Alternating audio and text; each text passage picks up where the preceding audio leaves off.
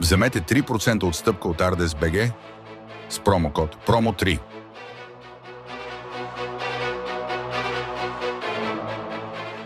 ASRock Radeon RX 660 Challenger D 8 GB е бюджетно ориентирана видеокарта, предназначена за геймъри, които искат стабилна производителност при 1080p резолюция. Актуална цена към днешна дата може да проверите в нашия сайт ITnews.bg, като последвате линка в описанието на видеото. Дизайн и охлаждане. Двоен вентилаторен дизайн Challenger D, технология Striped Axial Fan. Вентилаторите осигуряват подобрен въздушен поток. 0 децибела Silent Cooling. При ниски температура вентилаторите спират напълно за безшумна работа. Задна метална пластина предпазва PCB и допринася за по-добро разсейване на топлината.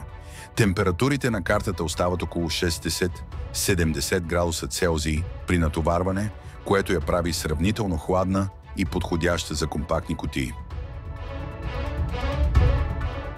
Тя използва архитектурата MDDRNA-A2 и предлага добра ефективност в игри, като същевременно остава сравнително икономична по отношение на консумацията на енергия.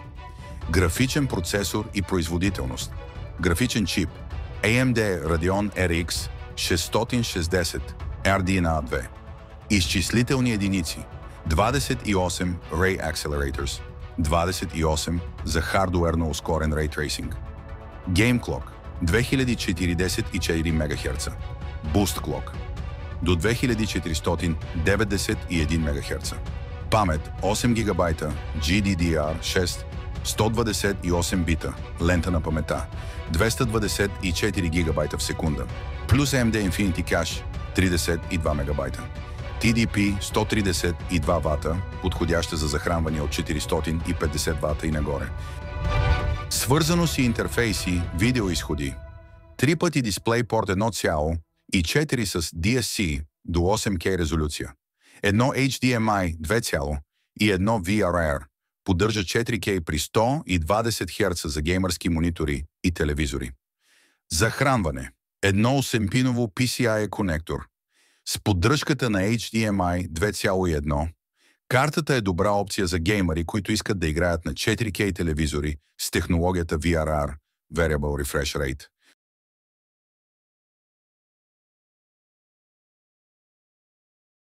ASRock Radeon RX 660 Challenger D 8 GB е отличен избор за предлагаща добра производителност, енергийна ефективност и прилично охлаждане.